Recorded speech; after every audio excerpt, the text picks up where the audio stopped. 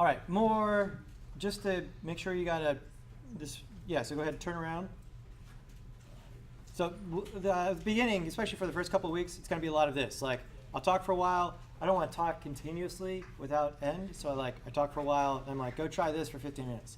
And I talk some more, go try that for 15 minutes. Back and forth, back and forth, back and forth. It just breaks it up, allows your brain to like process it in a much better way. And yeah, there's just no substitute for actually doing it. So watching me do it is great, but there's all sorts of stuff, things that I skip that I realize I'm skipping, things that I skip that I don't even realize I'm skipping, and so going back and forth allows us to sort of iron that out. I am recording. So V is the regular selection tool. So if you need to move something around, you need to be in this tool up here, V. The anchor point tool, Y, gives me that one, or I can just click here. And then H, the hand tool, is the other one I use often to sort of move it around or look. And if I need to snap it back, I can just go back to fit, and that'll snap back. But in general, I would have those down. V, Y, H. So Y is the anchor point tool. So we're doing good. What we want to set up here is that we're going to have 3 moving spheres or circles, and we're going to have them going at 3 different frame rates, just so we can see the effect of frame rate on the actual movement here. And that allows us to address a few things. First of all, some things that some of you guys are running into, common problems. Some of you didn't change this time down here, and so you had a 30-second composition. And so even if your keyframes looked like my keyframes, like it was here and here, because your comp was 30 seconds long, you would hit play and have it go.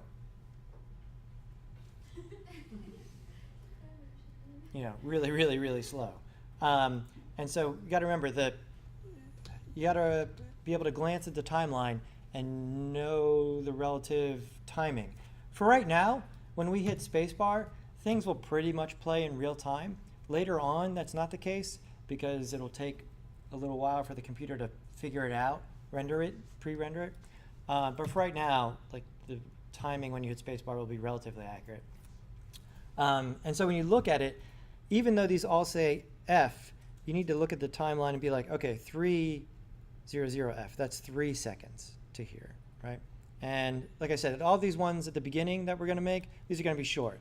Like 6 seconds is probably, let's go with that as the standard. Also, this layer, the existence of this layer is represented by this bar, okay? And so you can resize this. By default, it'll be as long as the comp.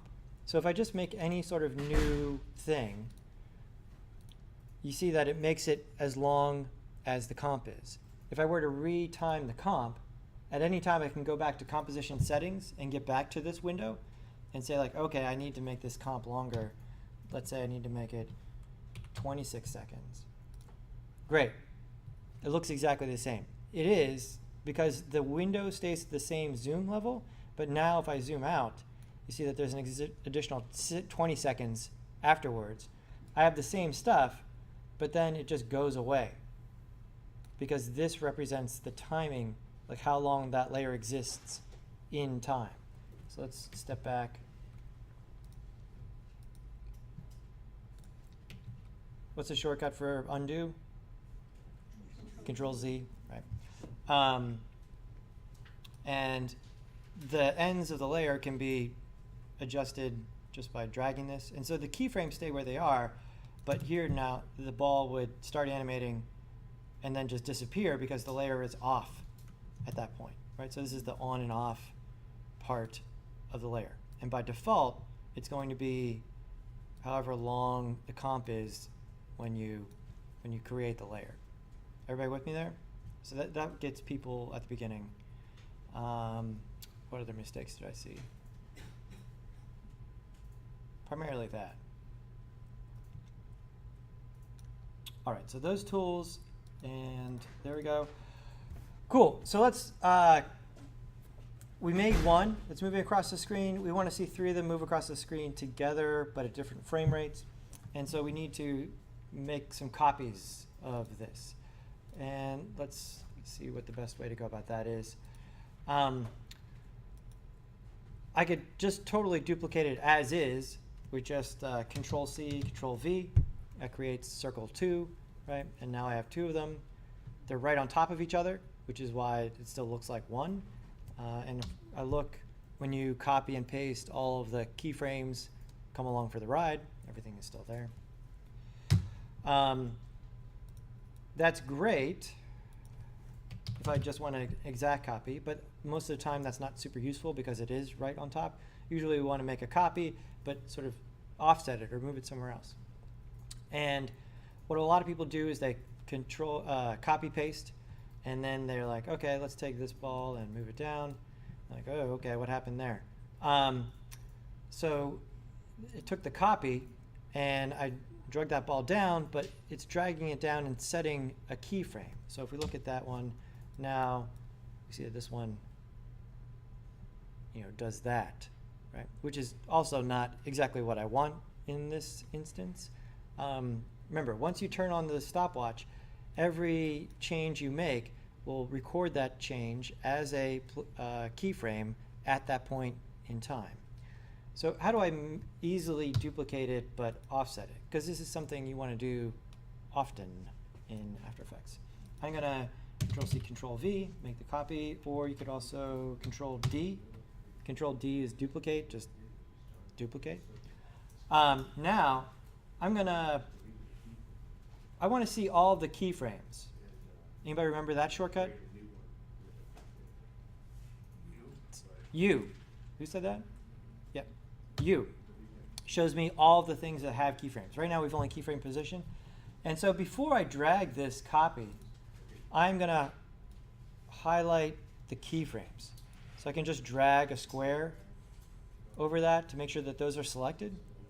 And now if I drag this, let's go ahead and grab this guy, highlight those.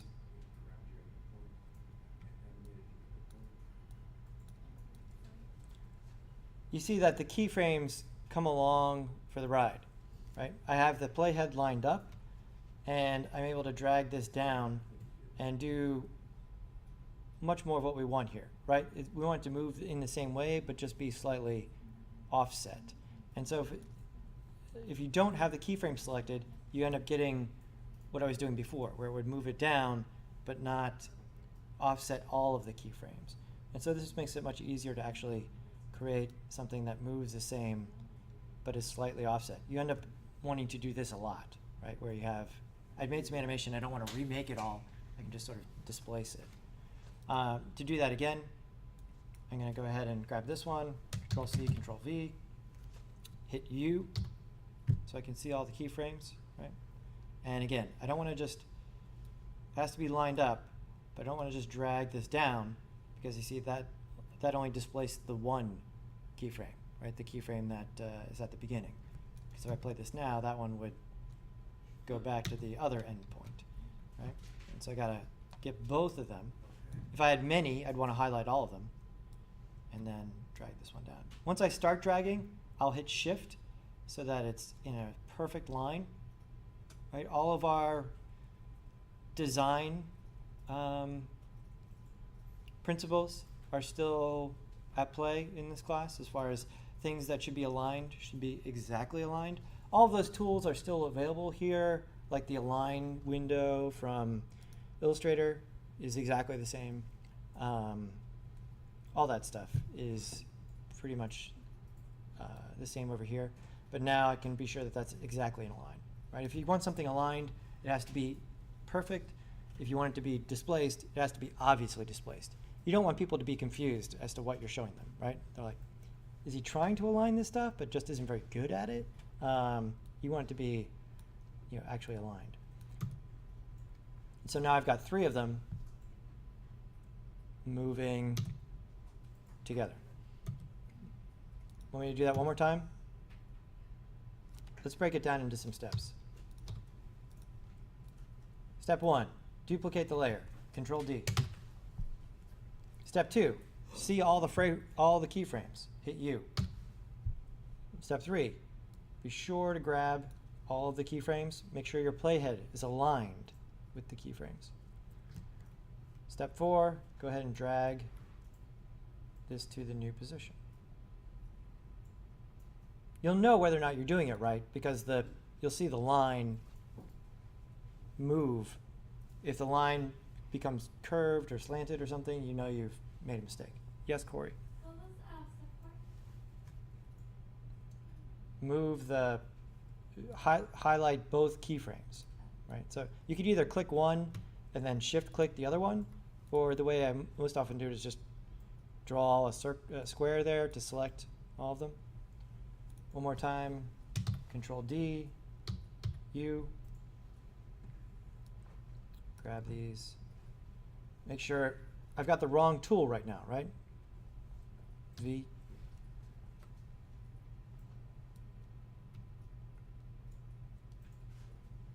So I've got 3 of them. Now, we want to see what this looks like at different frame rates. We've got this circle. This is also important. This is confusing for people at the beginning. The order of the layers here is like Photoshop, right? So if something is on top, it's on top, right? Now there's all sorts of ways to blend them together, and we have access to all that stuff. I'm not going to get into it right now.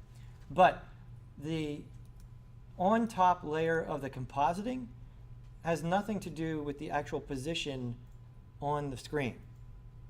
Okay, this one is the bottom layer, but it's on the top of the screen, and they're unconnected to each other. I could move this one up here, and if they were, intersecting each other, actually on top, then it would matter. But here, since these are not intersecting, it doesn't matter. And so in this case, I usually like to keep this properly in the same order, just so it's less confusing, right? So that the top circle is this circle, here's circle 2, here's circle 3, right? But as I was duplicating them, it duplicates it and puts it above. But just to keep that in mind, that the order of the compositing does not affect the visual position. That's controlled by the position. Yes, David? So I copy the circle, I hit U, and I see the keyframes. And when I highlight them and I try to drag the circle, I don't know if that's right, it's creating a new keyframe, and it's making a different animation than what I'm wanting.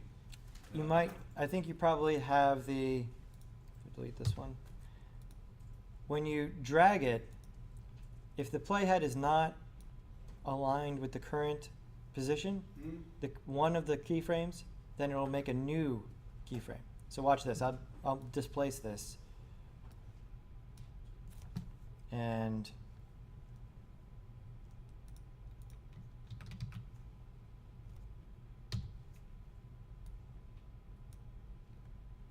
I'll start to drag this one.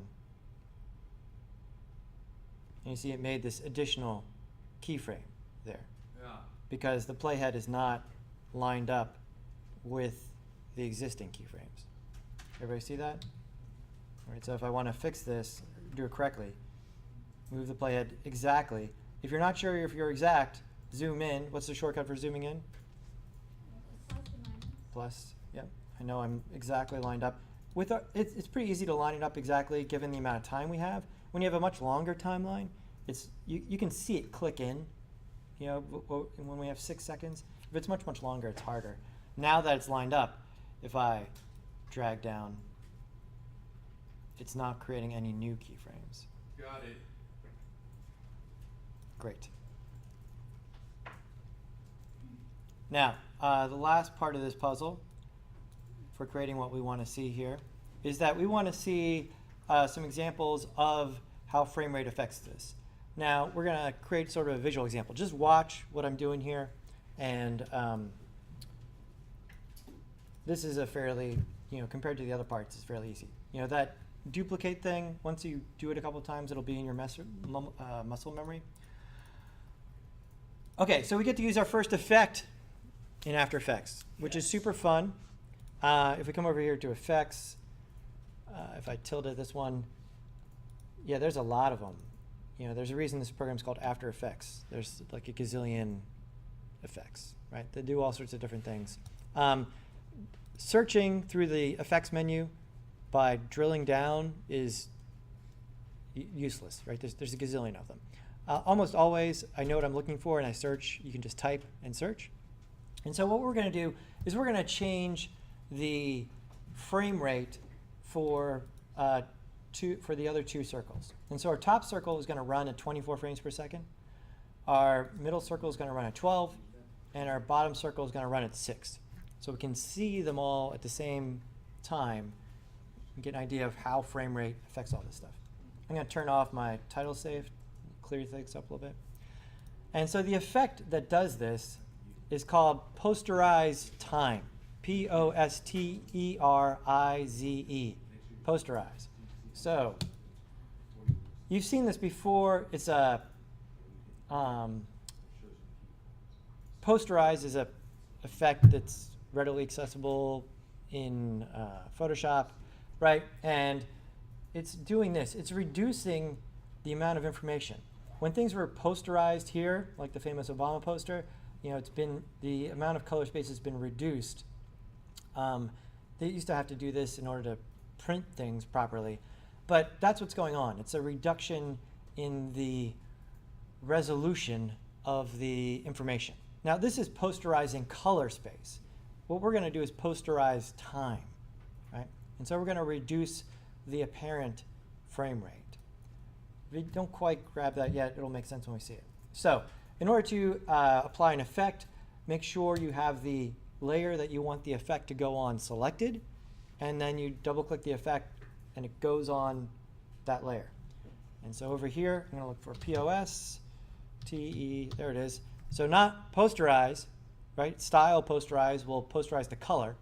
Really won't do anything because we only have one color in this right now. We want posterize time. And so I'm going to double click that on there.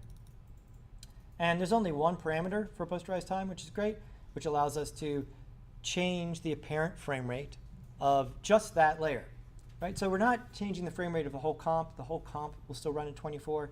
This is the visual frame rate for just that layer. So let's make this one 12. And let me see how that affects it.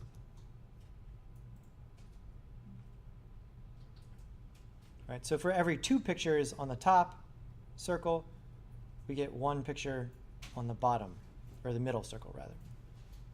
So it looks jumpier, right?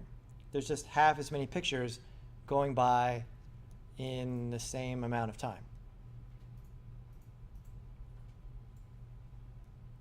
Let's do the bottom one. Select the layer, come over here and double click the effect. And I can change the effect to 6. And so now,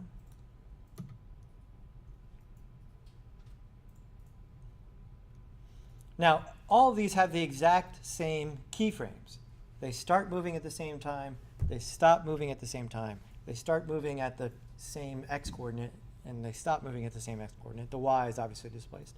But it's just how many in between steps is each circle taking, right? So 24 frames per second, nice and smooth.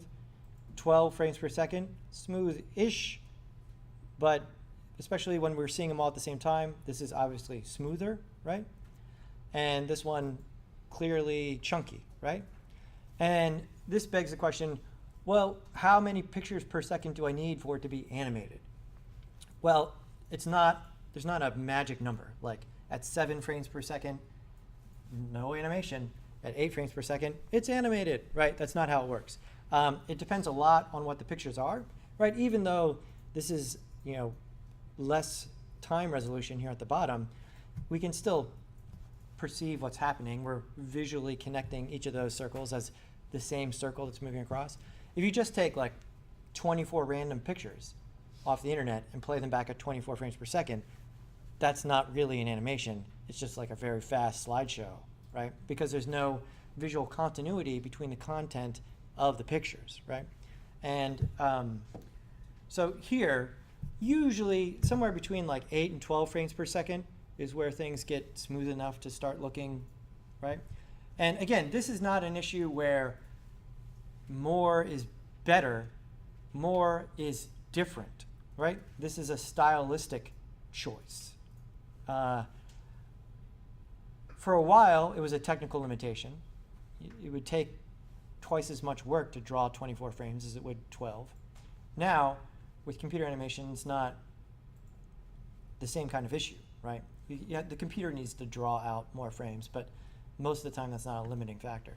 And so this is, like I was saying with like the Spider-Man movie, they chose to have the characters move at 12 frames per second to sort of connect it to what animation used to look like historically, right? Sort of a postmodern artistic decision in that case. And at some point, when you have too many frames per second, things get so smooth that in a lot of ways it's really undesirable, right? The bane of my existence is this is the setting on modern televisions. Like when you buy a new TV, it has that motion interpolation on. There's all sorts of different names for it. You guys know what I'm talking about? Once you've seen it, you can't unsee it, right? Is that where it makes like shows I like look like they're shot 10 years or 20 years earlier? Yeah, let me see if I can find. There's a PSA thing they did about it that was really funny. Like one of the most disappointing experiences I've ever had is I went over to my friend's house for I don't know, last season or the season before's Game of Thrones finale, and they were house sitting for their parents, and they had a big TV. It was like, oh, this will be great. But we got over there, and their parents had unknowingly been watching television with that on all the time. And yeah, if you watch Game of Thrones with it not at 24 frames per second, it really just looks like a bunch of people LARPing. And so it's, really kind of just ruins it. I mean, I know it is a camera pointed at a bunch of people LARPing, but, I kind of wanted it to be a more artistic experience. But yeah, if you don't know what I'm talking about, like once you see it, you can't unsee it. Like, and in that case, part of the problem is algorithmic. Like, it's not like they filmed Game of Thrones at a higher frame rate. These TVs have this technology that makes extra frames, and it does it in a really unsatisfying way. But yeah, okay, so we want to make 3, and then we want to put that posterized time so that you have 24, 12, 6. And remember to save.